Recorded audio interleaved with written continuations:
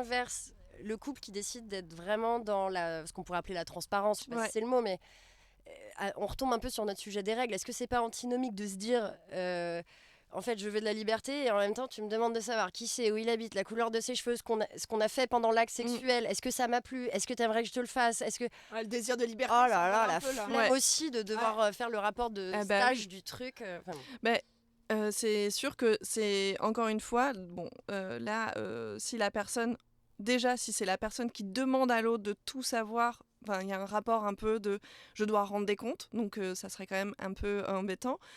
Mais dans les couples qui ont envie d'en parler d'eux-mêmes et de se dire plein de choses, parce qu'il y en a, ils sont complices, ils se racontent des trucs, etc.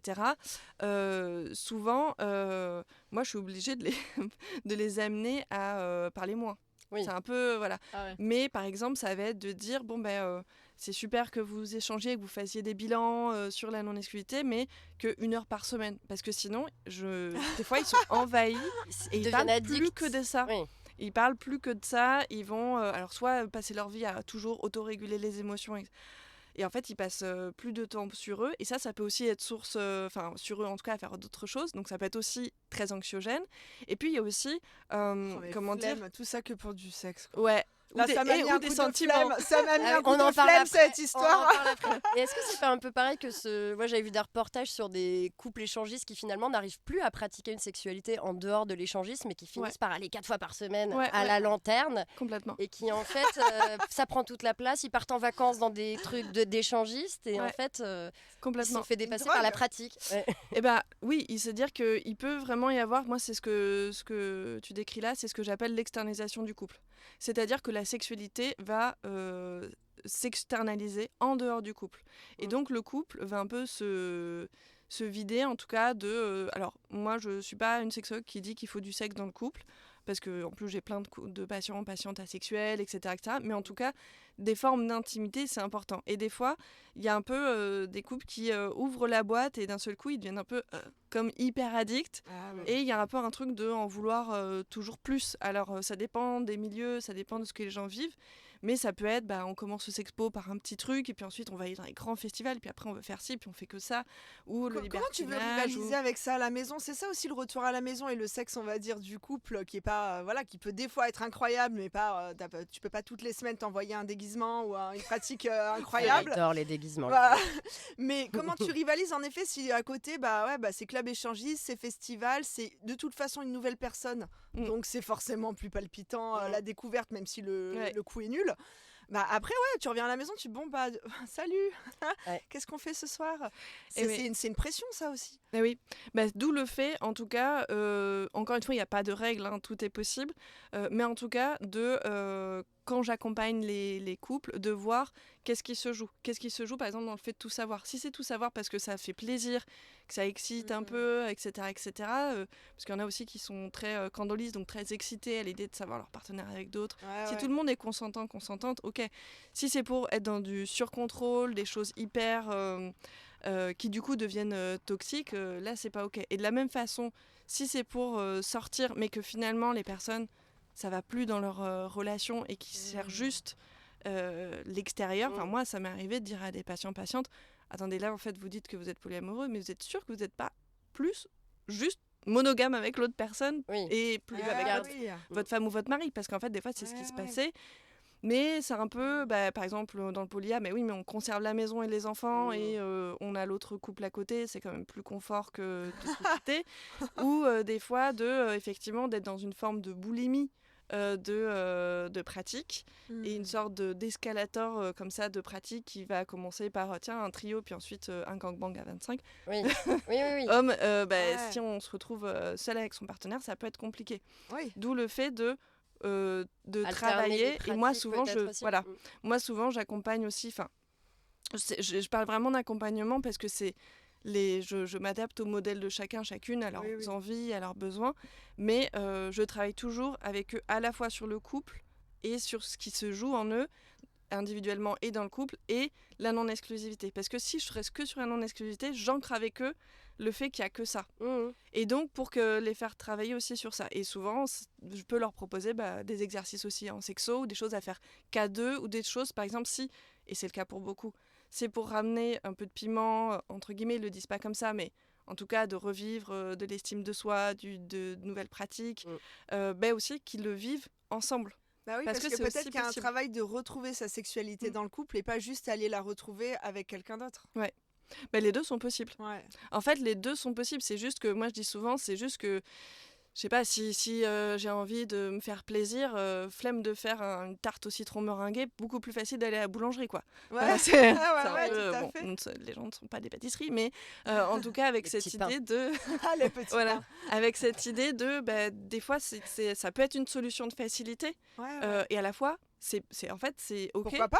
Tu délègues le sexe. Syndrome Uber Eats, quoi. Tu fais plus jamais la bouffe, tu te fais livrer tout le temps. Mais après, tu sais plus cuire un œuf. Ça peut être un peu ça aussi. Du coup, il y a des effets positifs. Il peut y avoir des effets entre guillemets plus délétères sur la relation et sur des personnes effectivement qui vont parler plus que de ça ou par exemple aussi. Alors ça peut être plus dans le milieu polyamoureux, mais moi je vois beaucoup de patientes qui, par exemple, quand ils n'ont plus de partenaire autre que leur partenaire, ils sont tout de suite en reconquête d'un nouveau ou d'une nouvelle partenaire, comme s'il fallait combler le vide. Combler le vide, ou aussi parce que les personnes, des fois, ont peur de... Il y a un peu cette injonction... Moi, je trouve qu'il y a des fois un peu des injonctions à la performance, soit de la pureté militante, genre qui est le bon libertin, la bonne polyamoureuse, il y a un peu des trucs des injonctions de partout. Ouais, de partout. Et donc, du coup, il peut y avoir aussi cette injonction de se dire...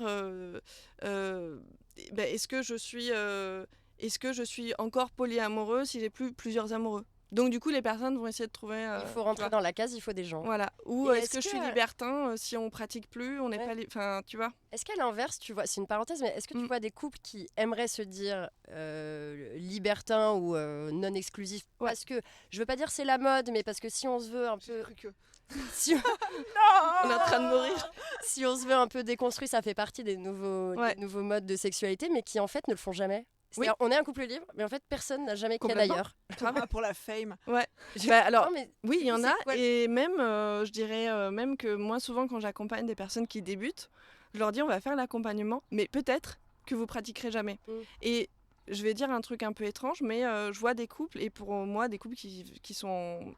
Comment dire, qui vivent hyper bien, par exemple la non-exclusivité, mais dans le sens où, en fait, ils vivent pas des choses à côté, mais par contre, ils ont tellement travaillé sur le sujet, ils ont avancé, on a fait l'accompagnement, on a fait plein de choses, mais juste après, ils sont un peu, on va pas aller chercher, on va pas provoquer, mais s'il y a un truc qui arrive, ils sont un peu prêts, etc. Ils sont un peu dans ce truc-là. Et quand tu sais que tu as la liberté de faire, des fois... en fait, c'est ce qui se passe. C'est-à-dire que pour certains, tu te sens bien, en fait, ça suffit. Le fait de savoir que c'est possible et d'avoir travaillé, et en même temps, ils ont retravaillé sur leur couple. Donc, le fait de savoir que c'est possible, ils sont pas forcément en quête. Donc, c'est pas forcément des gens qui vont le dire à côté. Ils vont pas être là et se la péter. Nous, on est en couple libre, mais on fait rien.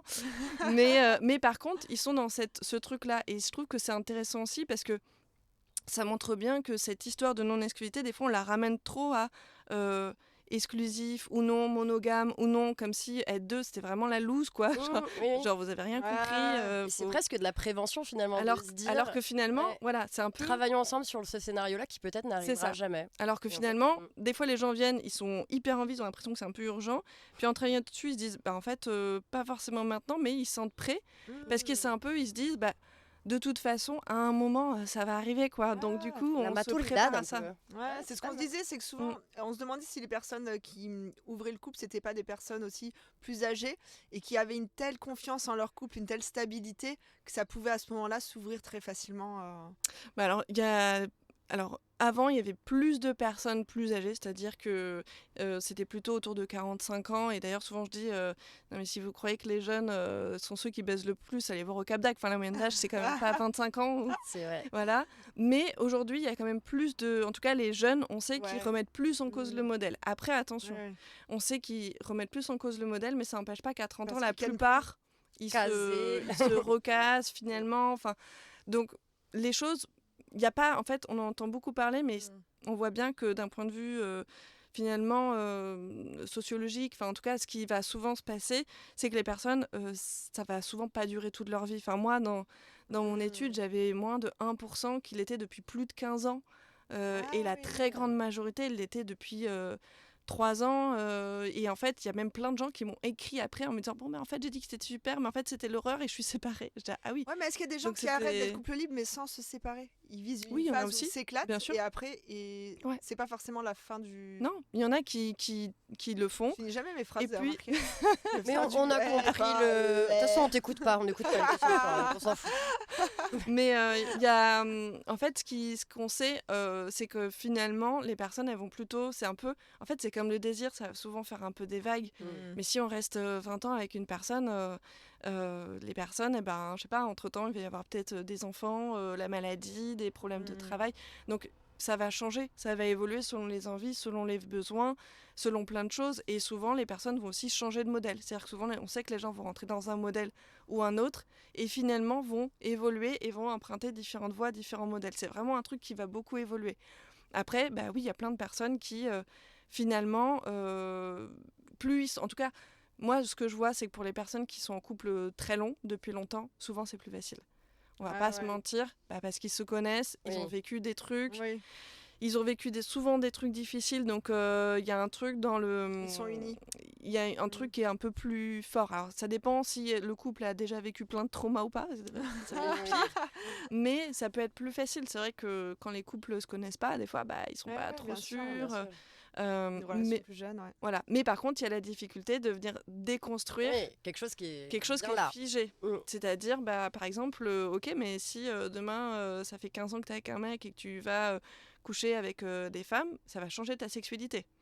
Et donc, c'est-à-dire que même pour le miroir sur ton couple à toi. Voilà, il y a un effet miroir. Et là, tu parlais de la... On parlait de justement ces gens qui disent qu'ils sont en couple libre mais qui finalement ne pratiquent pas. Comment tu gères les gens qui se mettent en couple libre et où finalement la dynamique n'est pas du tout la même entre les deux? C'est-à-dire qu'il y en a un qui consomme, qui se régale.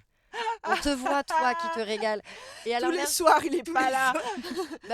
Il est plus séduisant, il est plus avenant, et puis il se donne les occasions d'y aller. Et peut-être l'autre est plus timide, un peu moins, plus de mal à dépasser justement le truc bien ancré de quand même, je suis en train de tromper mon mec. Comment ça fonctionne, ces mécaniques à deux vitesses? Donne la petite carte alors. Alors voilà, c'est oups, il plaît plus que moi. Oups, il plaît. Oups.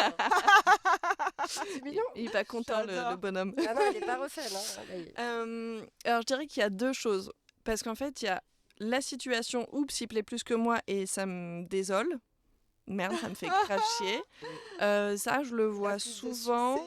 Alors, je le vois souvent plutôt des mecs qui ressentent ça. Des mecs cis. Dans les couples, en tout cas, là, je parle dans les couples hétéros. Je parle pas dans les milieux queer. Non, je le vois moins. Mais par exemple, dans les couples hétéros, c'est un truc que je vois plutôt finalement du côté des mecs. Parce que dater sur les applis, quand t'es un mec, venir draguer aujourd'hui dans un bar, bon courage. C'est clair. Donc la meuf aura forcément plus d'opportunités. Voilà. Donc là, souvent, les meufs ont... Et c'est pas qu'elle est plus bonasse. Elles ont plus d'opportunités. On ne jugera pas. Mais souvent, moi, je le vois beaucoup de la part de mecs. Qui, du coup, se disent... Ah bah super, j'avais hyper envie, ma femme n'était pas à fond. Oui, parce qu'on imagine que c'est amorcé par les mecs, peut-être bêtement. Mais non, mais ça peut être amorcé par les femmes, enfin des deux. Mais en tout cas, ce qui arrive souvent, c'est deux choses. Un, c'est pas la personne qui voulait le faire qui le vit le plus. La loose. Là, ça peut être un peu oups. On est tellement mauvaise. Plouc. T'as vu ma liste, moi? Voilà. On viendra en thérapie. Le travail. Et souvent c'est un peu, c'est souvent plutôt des hommes qui ont plus de mal à rencontrer. Et donc... est-ce que du coup ils pallient à ça par des règles? Arrête avec tes règles. Alors, non mais en se disant en fait toi dès que tu sors je sais qu'il va se passer un truc, ça me gave, tu sais quoi mec, tu sors plus en fait. Ah bah oui, c'est très simple. Il y en a qui essayent forcément de le faire, mais bon, ça marche. Enfin, en tout cas, c'est pas. Faut éviter quoi. Faut éviter. Ça doit être dur pour l'ego. Non, c'est chaud quand même. Non, mais par contre, donc mais c'est des choses qui se travaillent. Donc ça, quand c'est comme ça, effectivement, c'est pas évident. Si c'est l'un ou l'autre qui le subit et qui est pas content, c'est pas évident. Oui, c'est une encyclopédie là-bas. Beaucoup de questions. On a presque fini. Du coup, c'est pas évident. Après, il y a beaucoup de couples qui sont asymétriques dans leurs rencontres et en fait, c'est très sain. et c'est pas un problème.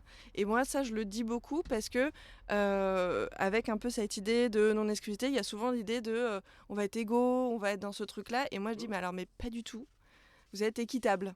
Et ça, c'est vraiment important parce que c'est l'idée de si vous n'avez pas le même appétit, je sais pas, sexuel et ou relationnel, aussi, hein, vous n'allez pas rencontrer autant, si vous n'avez pas la même énergie, enfin, il y a plein de choses. Donc, moi, je dis souvent qu'il y a un gros travail, un très gros travail à faire sur cette notion un peu d'équitabilité pour que les personnes se disent, en fait, on va pas essayer de jouer à toi, t'as eu combien et toi, combien, parce que sinon, on rentre dans ce que moi, j'appelle le comptage de points. Et ça, il y en a qui comptent beaucoup les points. Et ça peut aller loin, quoi. Ça peut aller...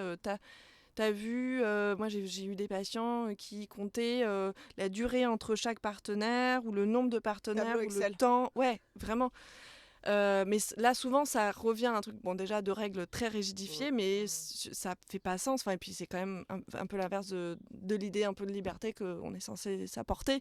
Et c'est souvent qu'il y a une souffrance. Enfin, si on est obligé de se faire des tableaux Excel pour ça, oui, mais en même temps, est-ce qu'on a le droit de se dire que c'est compliqué de se réjouir de savoir que son conjoint se régale en dehors du truc, là où nous, on le vit moins? Alors, souvent, quand même en pratique, c'est assez rare qu'il y en ait un qui se fasse genre open bar, qui kiffe de ouf pendant que l'autre ravale son frein, enfin dans le sens où souvent il y a une sorte d'autorégulation un peu commune, mutualisée, où la personne sent que là c'est un peu difficile, donc voilà, qui va un peu réguler, mais il y a ça peut être des situations, qui peut être de crise, ou des fois il y a des personnes aussi moi j'ai eu des patientes qui étaient un peu emportées par leur succès entre guillemets et qui ne s'arrêtaient plus, et là t'as je sais pas la femme qui se retrouve tout le temps effectivement tous les soirs seule avec ses deux gosses et qui se dit c'était ça le deal, je suis pas sûre, enfin après ça doit se tasser au bout d'un moment.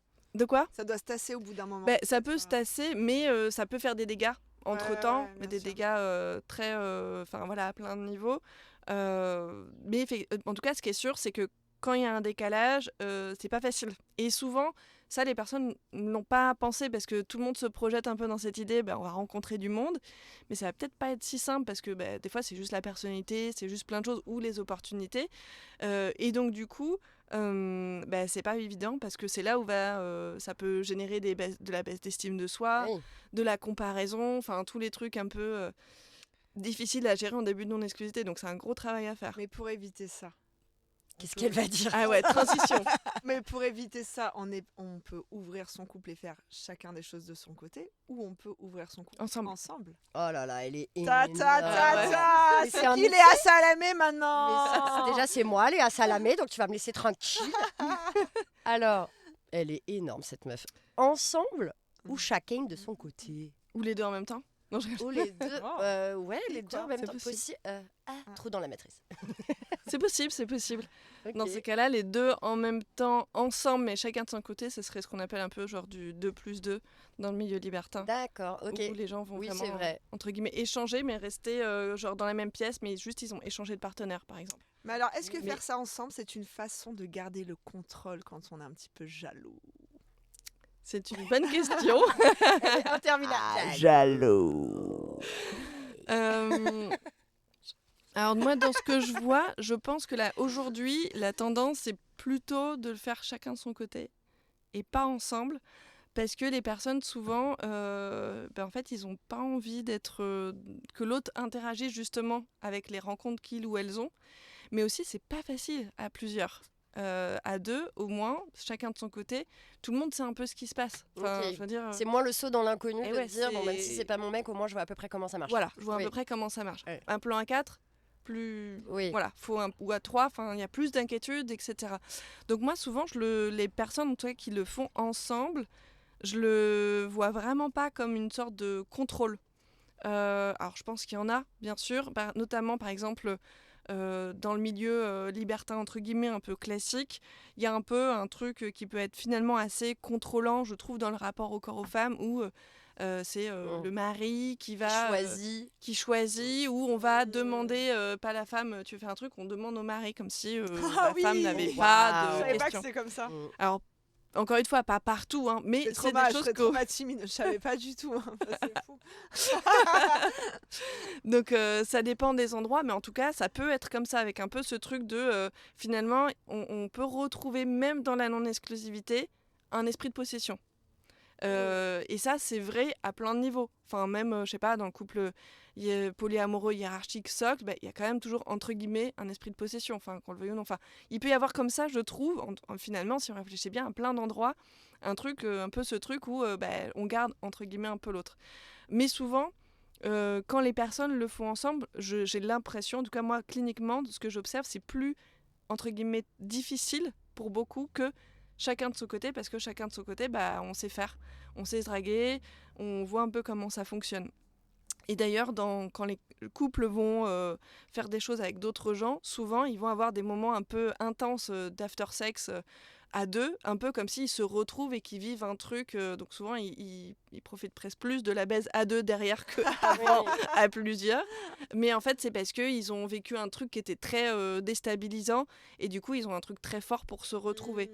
Donc ça va plutôt les rapprocher.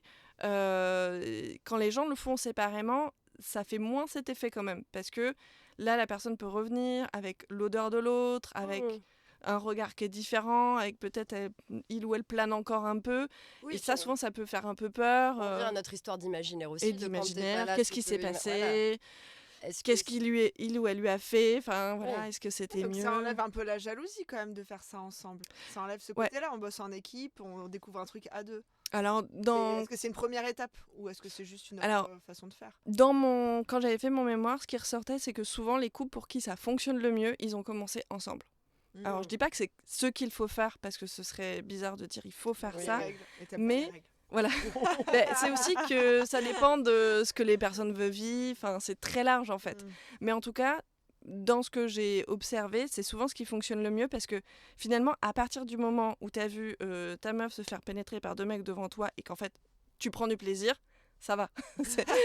En fait, les personnes le vivent finalement, on va pas commencer forcément comme ça, mais en tout cas, je prends un truc un peu extrême volontairement, mais il y a un truc de, là, l'imaginaire, ils savent. Et puis aussi, si j'ai vu mon ou ma partenaire jouir avec d'autres gens et que finalement, après, on rentre ensemble, on sent qu'on est bien ensemble, on sent que on couche ensemble, ou que sais-je, que toute la vie reprend comme avant, ça fonctionne, les personnes se disent ça fonctionne bien, on est bien ensemble, ça vient les rassurer et puis ça les rapproche, ça les rend complices, ils vont rediscuter de ça, ils vont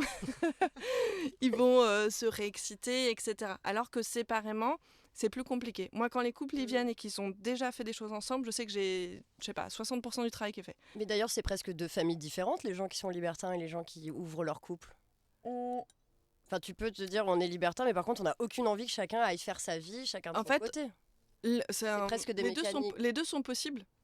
Il y a des libertins qui font des choses ensemble, mais en fait il y a des libertins aussi qui sont libertins, mais par exemple s'ils sont candolistes, ils vont jamais coucher avec. Par exemple le mari souvent va pas coucher, il va juste regarder sa femme. Donc l'un et l'autre peuvent être possibles. Souvent, dans les couples, en tout cas, moi, dans ce que j'ai observé, souvent les couples qui ont fait des choses ensemble, au bout d'un moment, vont faire des choses séparément. D'accord. Mais comme je dis, 60% du travail quasiment est fait, voire des fois plus, parce qu'en fait, il y a les images en termes de régulation, en termes de plein de choses, voilà, c'est fait. Alors que dans l'autre sens, là, les gens, ils savent pas. Donc là, c'est assez compliqué. Et puis, il peut y avoir beaucoup de peur sur la sexualité ensemble, sur la comparaison, sur l'imaginaire de... Par exemple, si quelqu'un dit qu'il a fait quelque chose qu'ils n'ont pas fait ensemble, ça peut être hyper mal vécu. Si c'est dans le couple et qu'ils étaient tous là, c'est un peu différent. Enfin, il y a plein de choses qui fonctionnent différemment. Donc toi, tu dis quand même que si à un moment on a envie d'ouvrir son couple, c'est bien de démarrer par un peu de libertinage ensemble. Non, mais c'est tous ensemble. J'ai l'impression qu'on est en train de faire un épisode sur allez les gars, comment on devient un couple libre. Alors les premières étapes, on vous a sorti parler, ensuite le faire ensemble, ensuite séparer avec des règles, pas trop de règles parce qu'on n'aime pas les règles, et en discuter mais pas trop, pas plus d'1 heure par jour, pas de tableau Excel. On fera tout un débrief à la fin. Ça va être horrible. On va juste finir par se séparer comme avant, à l'ancienne. Non, mais il n'y a pas vraiment de règles, mais en tout cas, on observe des patterns, on observe des choses... Des mécaniques, ouais, mais c'est intéressant. Qui s'expliquent, après, on va pas dire aux gens, allez faire du libertinage ensemble, ça va mieux fonctionner. Encore une fois, si les personnes sont Enfin, ça correspond pas à leur mode de fonctionnement. Bah, oui, parce que tu dis qu'il y a des gens où ils se rendent compte que ça les dérange pas, du coup ça ouvre la porte vers le couple libre. À l'inverse, je pense qu'il y a des gens qui pensaient qu'ils étaient ils pensaient qu'ils étaient ok, et ça les mortifie de voir leur femme faire des trucs avec d'autres mecs. Et en fait, il y a des gens, ils se disent ah mais en fait, je l'ai vu embrasser quelqu'un quelqu'un d'autre, c'est fini. Ferme les yeux. Et on arrive à notre dernière question, mais on en aurait plein d'autres. Mais déjà notre dernière question, mais qui est un peu la question girly. Parce qu'on se dit souvent, un peu la question girly. On se dit souvent. Tu nous vois venir ou pas avec la question? Non, pas du tout.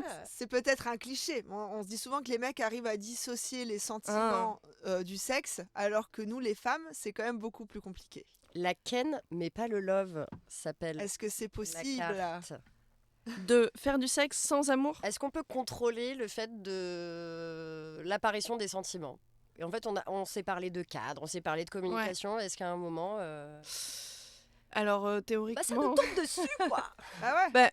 J'ai envie de dire oui et non. Moi, je suis plutôt partisane de dire pas trop. C'est difficile de contrôler les émotions, les sentiments. Après, je pense qu'il y a des personnes qui se sont tellement mis un cadre théorique rigide, par exemple d'un couple libertin stricto, nous on fait que des choses ensemble et il n'y a pas de sentiments. D'ailleurs souvent les libertins ils vont se répéter comme ça, il n'y a pas de sentiments, il n'y a pas de sentiments. Moi je suis persuadée qu'il y a un peu un truc presque de l'auto-hypnose, tu sais. Parce que tu peux pas contrôler en fait. Voilà. La répétition fixe la notion. Hein, donc du coup d'être dans un truc comme ça qui va être très pas le choix. Qui fait que je pense les personnes peuvent réussir un peu à se couper finalement de leurs émotions et de leurs sentiments. Mais dans le couple libre, plus compliqué quand t'es pas ensemble. Mais quand t'es pas ensemble, en fait, c'est aussi compliqué. Enfin, je pense que dans les deux cas, c'est compliqué en fait.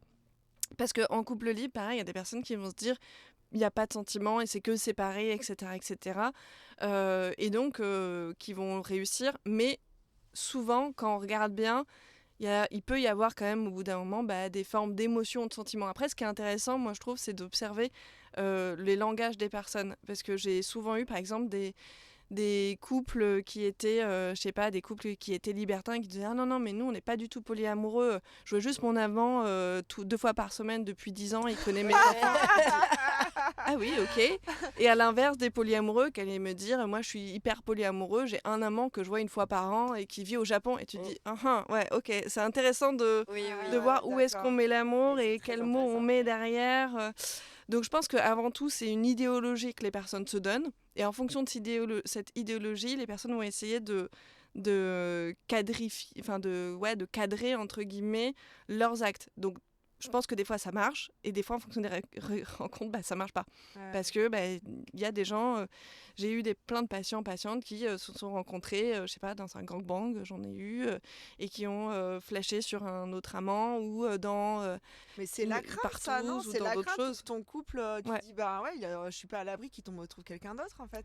Mais en fait, comme partout. Oui, comme à la machine à la café, si tu travailles. Un peu plus dans un gangbang avec 20 personnes. Non, mais que dans ta boîte pourrie avec Rémi de la Compta. Oui, pardon, c'est un gangbang. Si t'es en train de chier sans arrêt, t'as quand même tu multiplies les occasions, t'as plus de contact quand même. Mais en tout cas, ce qui est sûr, séduction à minima. Ce qui est sûr, c'est que... Alors, je pense que oui et non, honnêtement, parce que d'un autre côté, le fait de savoir que c'est autorisé finalement et que tu peux le vivre, ça fait aussi que les personnes vont pas aller dans le fantasme. Moi, je crois qu'il y a vraiment un truc qui joue autour de l'interdit. C'est hyper excitant. Et d'ailleurs, des fois, c'est un truc que j'essaye d'analyser. Quand je vois des patientes qui sont venus et qui ont eu beaucoup d'infidélité avant, j'essaye en fait d'analyser à quel point ça va vraiment leur aller, le couple libre ou pas, ou le polyamour ou peu importe, parce que souvent... Vous voulez que ça soit secret. Eh ben oui, des fois le secret, ça leur plaît. Ça les excite, ça met un truc, ça met un piment, etc. Et ça a un nom, ça, ou pas ? Non, pas spécialement. L'infidélité. Voilà. Non, mais du coup, c'est presque les grands déçus de l'union libre. L'ancien infidèle qui finalement rentre dans le cadre et qui se fait chier parce que c'est ok. Ouais. Non, mais lui, il est dégoûté. Mais même ça marche pas, quoi. Du coup, ça peut vraiment être un peu décevant. Donc, il y a un peu... Moi, je crois qu'il y a vraiment des choses qui jouent autour de l'interdit et que lorsque c'est autorisé... Par exemple, si les couples, ils font, des partous, ils vont s'en parler, ils vont se dire qu'ils ont aimé telle personne. Donc, il y a un truc où aussi ça aide. Enfin, on sait que quand les personnes peuvent être frustrées, le fait d'en parler, le fait de réguler tout ça, c'est des choses qui aident. Tandis que si tous les jours je vais bosser avec Géraldine et que je la vois et que je suis là, waouh, j'en peux plus, et que j'ai rien le droit de dire, que je dois tout garder et que je sens qu'il y a des signaux et tout, ça peut faire monter tout en soi, et finalement ça peut être... Donc je crois... la transparence, ça inhibe en fait finalement le fantasme, l'envie d'interdire. Je pense que ça peut, en tout cas, ça peut vraiment... alors on le fait pas pour que ça inhibe les choses, mais en tout cas, ça peut vraiment aider pour que les personnes puissent le vivre.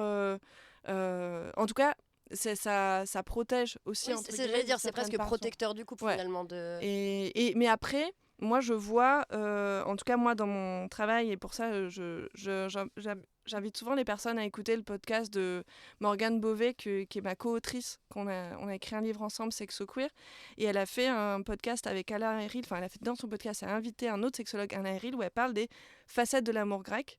Et dans ces 10 facettes, elle en a fait une 11e, mais de l'amour grec, par exemple, il y a pornéa. Et pornéa, c'est un peu le premier amour où c'est très charnel, et finalement, on n'est pas sur, par exemple, à l'inverse, on n'est pas sur harmonia, où là, c'est un amour parce qu'on se sent en harmonie avec l'autre.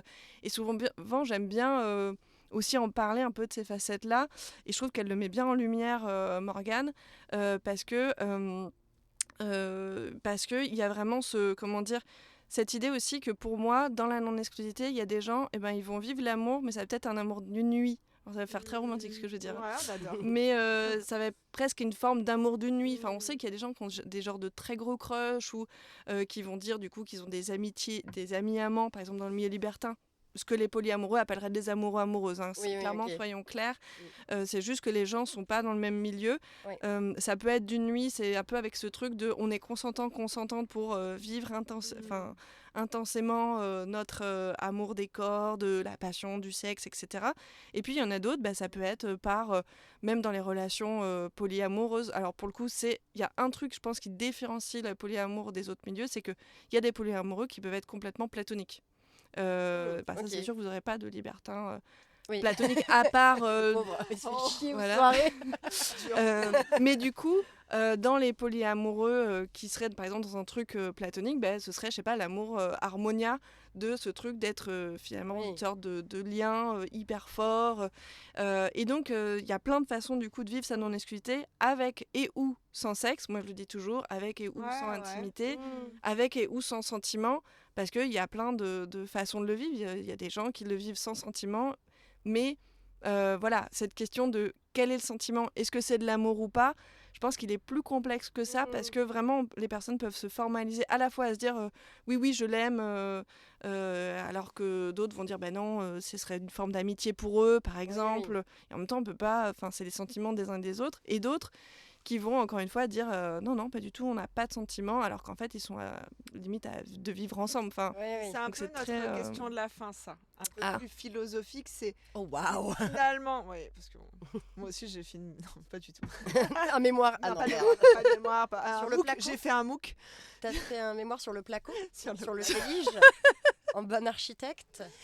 Attends, c'est secret ça. Contactez-moi sur placo.fr. Placo.fr. Oh, ça marcherait énormément. Ouais, ça marche. Non, c'est que finalement, je trouve que en tout cas notre génération, elle arrive à ouvrir beaucoup plus facilement ces questions sexuelles, d'aller voir ailleurs et compagnie. Et finalement, je trouve que c'est beaucoup plus tabou au niveau de l'amour et des sentiments. Ouais. Donc pourquoi il y en a un qu'on accepterait plus que l'autre ? Ah, c'est intéressant. Pour toi, c'est plus tabou les sentiments que l'autre ? Moi, je crois l'inverse. Moi, j'ai plus l'impression que je partagerai entre guillemets une infidélité sexuelle, mais pas sentimentale. Ah oui, donc c'est pas... je pense que ça dépend à quelle échelle comment dire ? Je pense que ça dépend à quelle échelle on le voit. Par exemple, à l'échelle du couple, les personnes souvent vont plus facilement... ça dépend des personnes. Il y a des personnes qui vont accepter que c'est un coup d'un soir, tu vois. Il n'y avait pas de sentiment, un truc sans lendemain. D'ailleurs, souvent les gens disent ça, c'était sans lendemain. Et à l'inverse, il y a des personnes qui vont préférer qu'il y avait une sorte d'amour romantique, par exemple à distance ou quoi, mais il n'y a jamais eu de passage à l'acte. Ah ouais, d'accord. Donc, moi, je vois un peu les deux. À l'échelle individuelle. Après, à l'échelle sociétale, je pense que, en tout cas, moi, une de mes théories sur la vogue, entre guillemets, du polyamour, le fait qu'on en parle plus, Couple libre, c'est un peu fourre-tout, donc on sait pas trop, donc on en parle aussi facilement. Mais pour le polyamour, c'est qu'il y a de l'amour, quoi. Et quand même, niquer, c'est bien, mais faut être un peu amoureux. Sinon, c'est un peu crado. Et ça, je pense que c'est, par exemple, mettre en lumière des amours pluriels. C'est un peu plus... On est quand même dans une société très romantique. Donc, je trouve qu'on valorise beaucoup le fait d'aimer à plusieurs. Faire du sexe à plusieurs, s'il y a de l'amour, c'est un peu beau, quoi. Tu vois, s'il y a 2 couples qui s'aiment et qui font l'amour ensemble, c'est un peu waouh. Si on parle d'un gangbang, c'est un peu une salope, quoi. Enfin, et c'est moins waouh. Et moi, en tout cas, dans ce que j'observe, je pense qu'à l'échelle sociétale, c'est aussi... C'est que moi, je parlais plus à l'échelle du couple. Eh oui. Mais en effet, il y a 2 échelles. Il y a 2 échelles, ouais. Sociétale, je suis d'accord avec toi. Et puis, aussi à l'échelle... Pardon. À l'échelle du... Comment dire... à l'échelle du couple, il y a un peu, ça peut être ambivalent en fait. Il y a vraiment l'un ou l'autre, et ça dépend. Ça rejoint la question de qu'est-ce que c'est qu'être fidèle ou non, entre guillemets, même si j'aime pas trop ce mot, que les personnes mettent derrière en tout cas. Quelles sont les valeurs qu'ils associent ou pas. Il y a vraiment des patients qui arrivent en disant, parce que nous on a une vision du patient typique qui arrive en disant bon bah là on aimerait bien se laisser la liberté d'aller coucher ailleurs, aide-nous à le faire dans le mieux possible. Mais tu as des patients qui arrivent en disant aide-nous à aller aimer ailleurs. Ouais.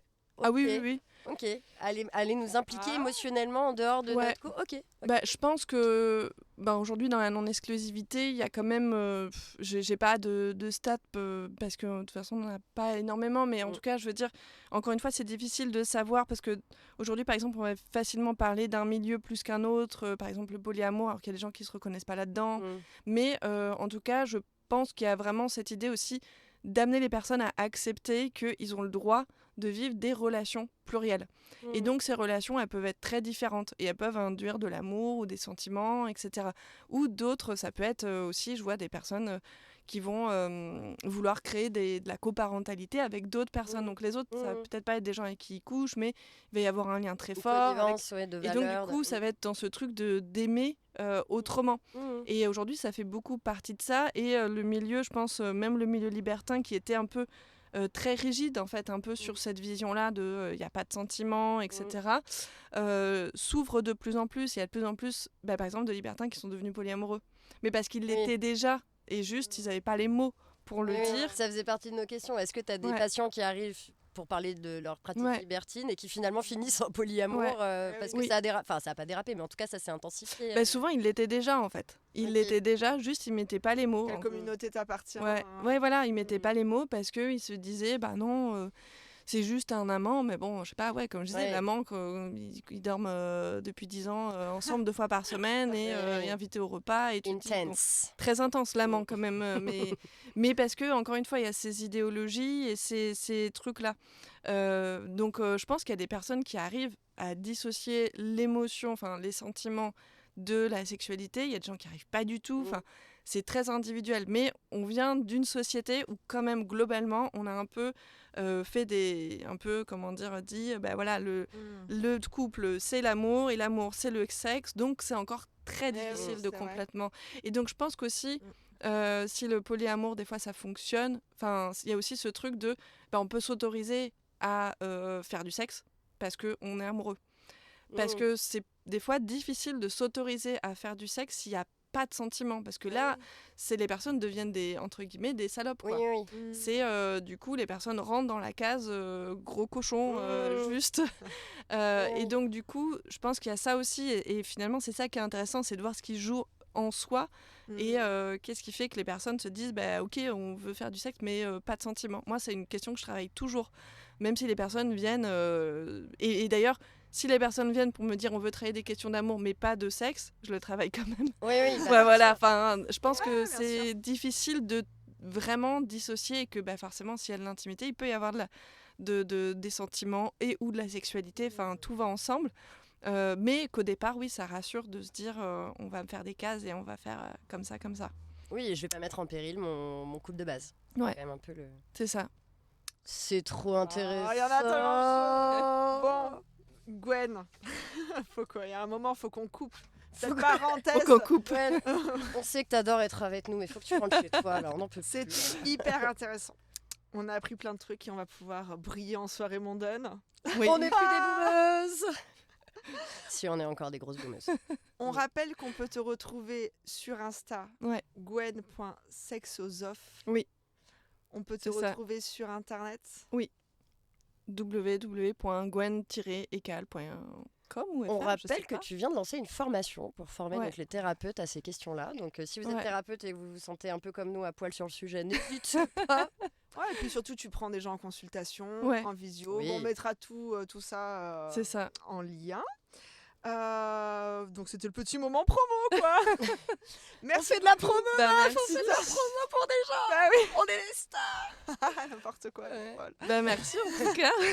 Merci à toi, beaucoup, Gwen. Et puis, s'il y en a des personnes qui ont des questions ou qui ont envie de réagir, qu'elles n'hésitent pas à nous écrire aussi. Et comme ça, on fera une V2. On fera une version 2. Ah là là, Et s'il y a carrément. des haters, qu'ils n'hésitent pas à ne pas nous écrire. Ouais, qui Ouais, restent dans leur ouais. coin. Oui, c'est restez cool. chez vous, Ouais. on s'en fout en fait.